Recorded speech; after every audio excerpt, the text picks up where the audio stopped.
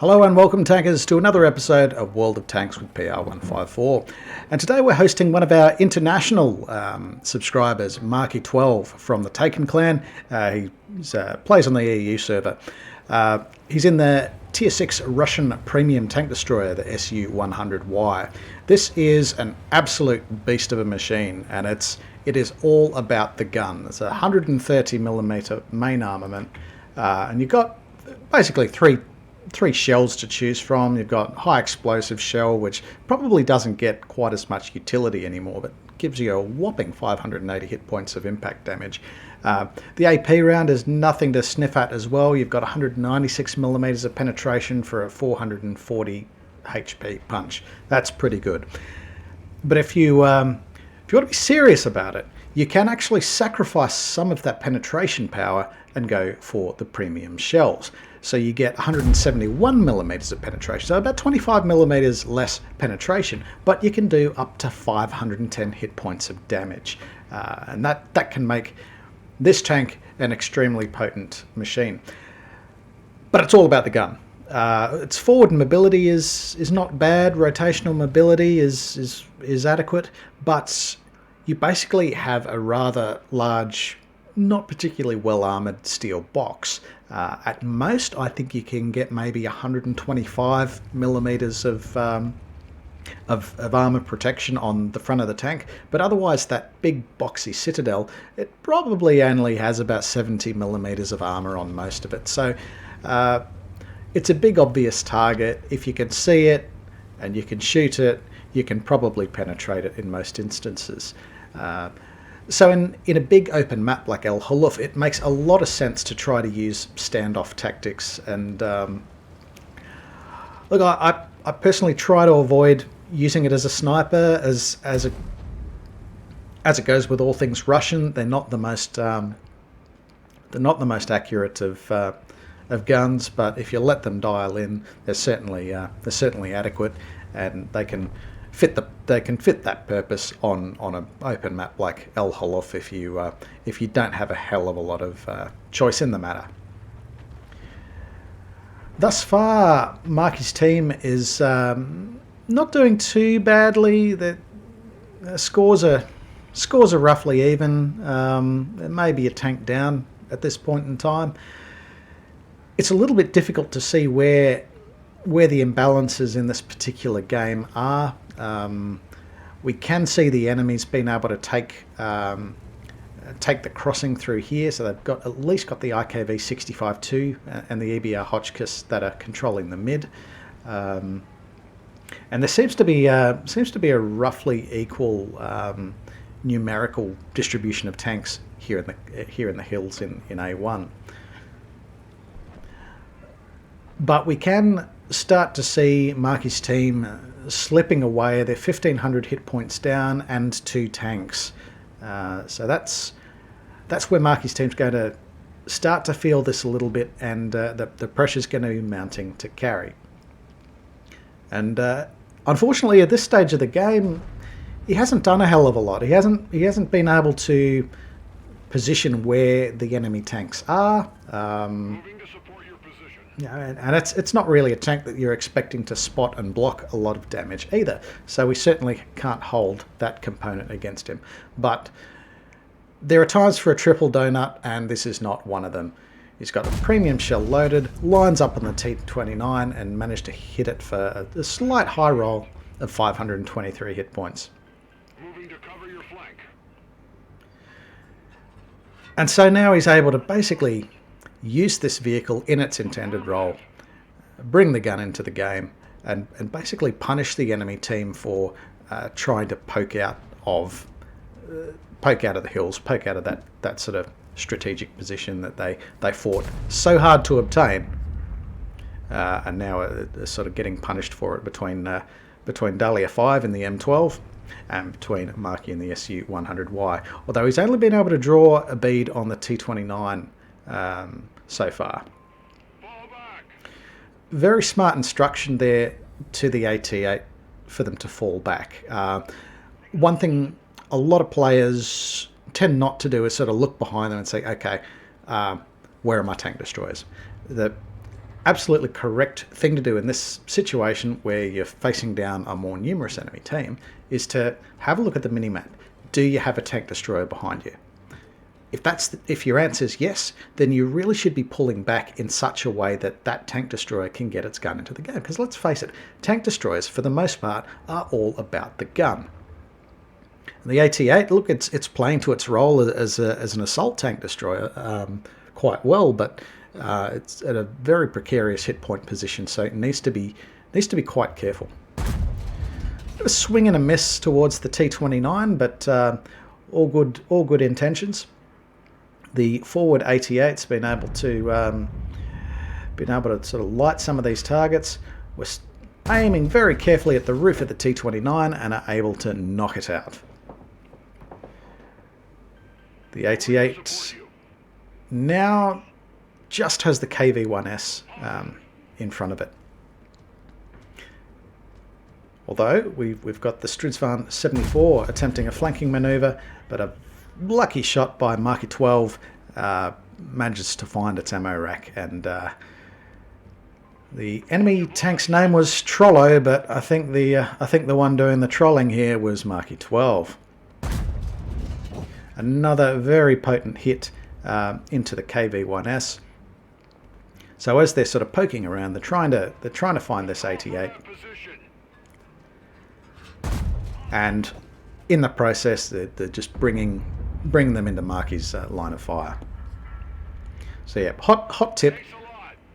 If you're the tank in front and you've got tank destroyers behind you, try to bait the enemy into the line of fire in your tank destroyers. They can't support you if you are holding the enemy up in a bottleneck behind a hill.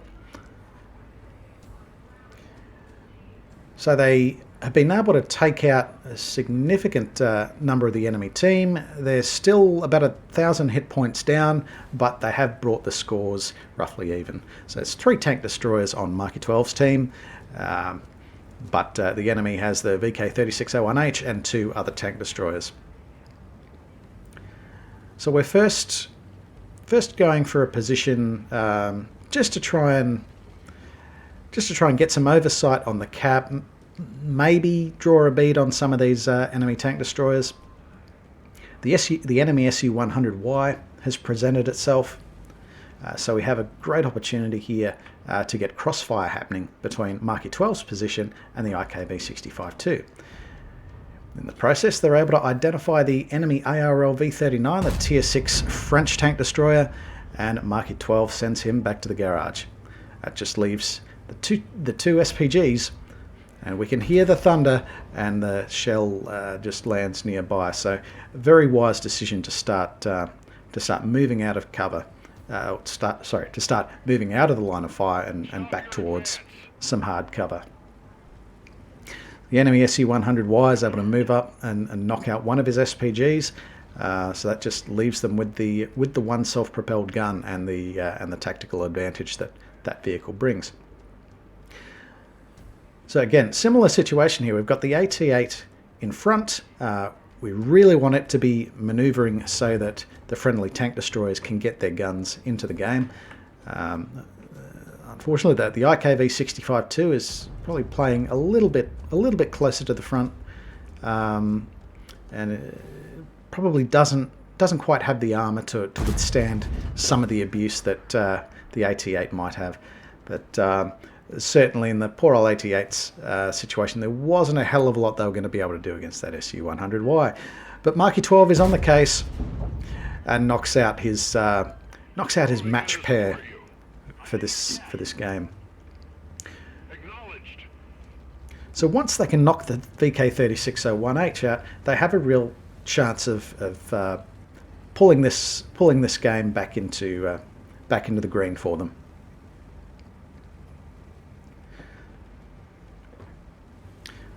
Appears the IKV-65-2 is taking fire from enemy artillery, and we can sort of see the shell impact in their general area.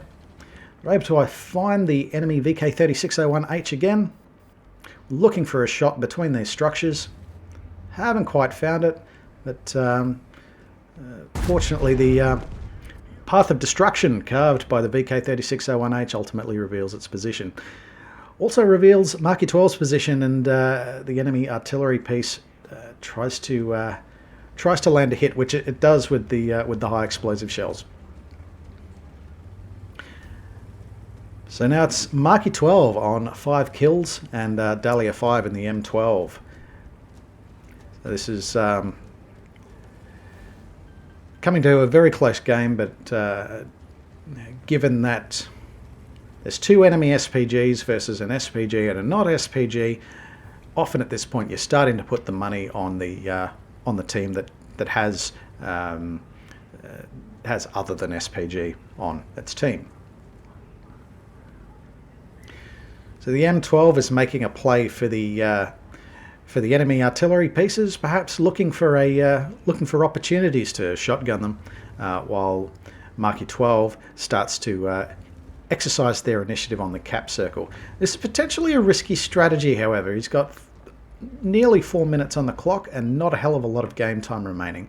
But the brave push of the M12 has been able to identify the enemy M44, and marke12 is able to knock it out. Then we're just looking to draw a bead on the enemy SU-100Y. Can he find it? No. Manages to slip behind the rocks just before that aim circle can zero in. But we're feeling a lot more confident about our position now. The M12 has got the SU-100Y restrained. The SU-100Y probably only has time to destroy one of them, and then once it sort of gets on the reload, that's vulnerable to the other. So who's it going to be? Is it going to be marke12, or is it going to be Dahlia 5 in the M12 self-propelled gun? There's a hit from the M12 on the enemy SU-100Y. It's causing it to stun, so the SU-100Y makes its move while the M12's on the reload. But M12 is quite an agile vehicle. It's sort of built on the Sherman chassis, so it can be quite manoeuvrable. And the SU-100Y just can't manoeuvre quite quickly enough to avoid the 130mm gun of marke12 in his SU-100Y. Let's take a look at the results there. So that's a win for marke12 in the Tier 6 Premium Soviet Tank Destroyer SU-100Y. Quite a close one there, but what a result. He's come away with an Ace Mastery badge, as well as 3 Epic and Battle Heroes medals. He's got Pascucci's for knocking out the 2 enemy SPGs towards the end of the game. He's got High Calibre for accounting for at least 20% of the enemy hit points, and has done so causing over 4,500 hit points of damage. Top Gun award for destroying at least 6 enemy vehicles, and he's actually got a little bit of redundancy there, having taken 7 that game. He's also picked up the Bruiser medal for damaging enemy vehicles, injuring crew members at least 5 times in the battle. Demolition expert for the ammo racking hit on the Stridsvan 74. The poor bugger felt that when he rounded the corner. And of course, fire for effect for doing at least your hit points in the battle, which at over 4,500 damage inflicted on the enemy team, I think he's well and truly managed that. Looking at the team scores, a very well-deserved top by XP placement with a whopping 1,689 experience points earned, and of course another top placement there for the 88, who did such a fantastic job towards the end of the game of keeping the enemy heavy tanks contained and sort of drawing them around towards marke12's line of fire. And of course Dahlia 5 in the M12, who was sort of there right to the end and keeping the enemy artillery pieces distracted. So if you'd like to see one of your replays featured on World of Tanks with PR154, please give us a shout over Discord or one of the links below, and we'll do our best to sort you out. In the meantime, take care out there.